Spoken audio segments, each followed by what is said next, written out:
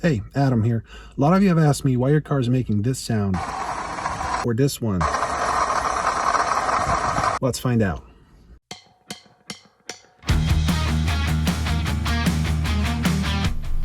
So the first and most obvious thing that can go wrong with the driving belt system is either the belt or the belt tensioner. Since my belt is brand new, I think it's safe to rule it out, but I did get a new tensioner as the old one was pretty wobbly. Now this is not part of the solution to the grinding noise, but it is good to get some fresh hardware on a 15-year-old car. These babies come preloaded, hence the little pin that keeps the tensioner in place.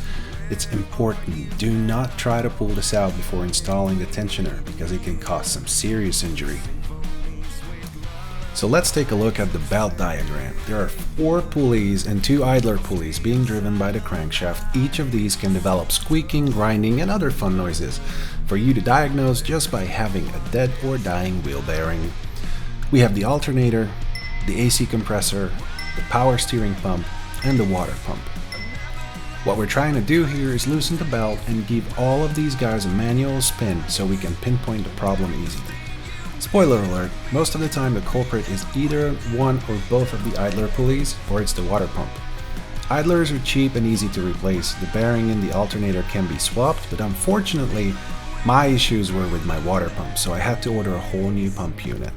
I'll put links in the description. So I started by grabbing a 17mm socket and a breaker bar, loosened the belt tensioner, then proceeded to empty out the coolant in the car. You'll find the drain plug under the car on the left side.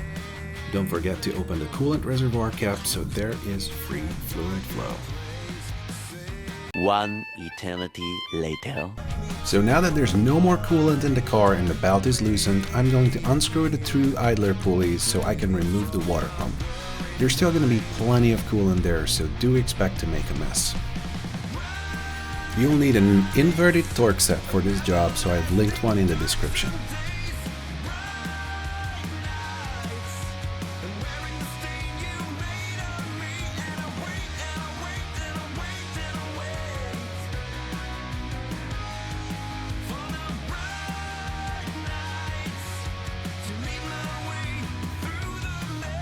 With the water pump off, we'll need to remove the clips for the rubber hose and then thoroughly clean every single surface we have access to so the new pump and gasket won't leak and we don't contaminate the new coolant.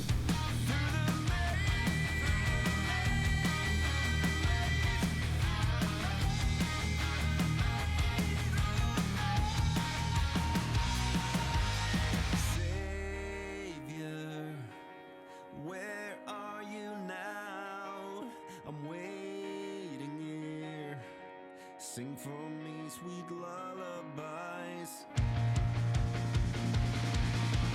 Bright nights, I'm everlasting darksome days. Bright nights, I'm wearing the stain you made on me. And I wait, and I wait, and I wait, and I wait for the bright nights to lead my way. At this point, all we have left to do is bolt back the new pump, install the belt properly, and release tension on the tensioner. Be safe and run the engine for a few minutes after you're done, just to make sure there's no coolant leaks and the belt is installed properly. And that's pretty much it. We've learned where most grinding noises come from, how to diagnose and fix them, how to loosen and tighten a tensioning belt, and how to install a new belt and a new water pump. Hope this helped you. If it did, please make sure to leave a like and consider subscribing.